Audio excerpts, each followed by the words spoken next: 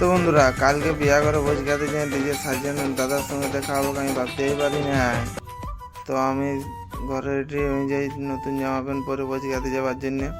তারপর আমি আর আমার ভাই হেঁটে হেঁটে চলে যাই ভোজ ঘরের কাছে। তো এখানে দেখছি সবাই আছে ফটো তুলাতুলি করতেছিল। তখন আমরা এখানে আর না দাঁড়াই, আমরা সোজা প্যান্ডেলের দিকে যেতে থাকি।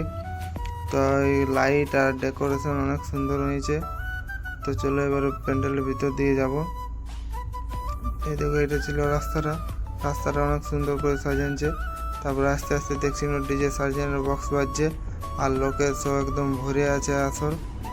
যেমন তারপরে আমরা এখানে একটু নাচানাচি করার পরে প্যান্ডেলে চলে আসি। প্যান্ডেলে আসি নিয়ে দেখছি না, বাপরে বাপ, এটা অনেক সুন্দর সাজানছে। লাইট দেওয়া আছে, উপর দিকে করা আছে, ডিজাইন করা আছে। তো তারপরে আমরা ভোজ খাওয়ার পরে ডিজে সার্জেন দাদার সঙ্গে দু একটা ফটো তুলে নিলি। আর আমি আমার ভাই ঘুরে হাঁটে হাঁটে ঘর চলে আসি। এখানে বজরংবলী ঠাকুরকে নাম করিলি রাইতে। তারপরে আমি আর আমার ভাই ঘর পৌঁছে যাই। তো চলো আজকের ভিডিওটা এখানে শেষ করছি।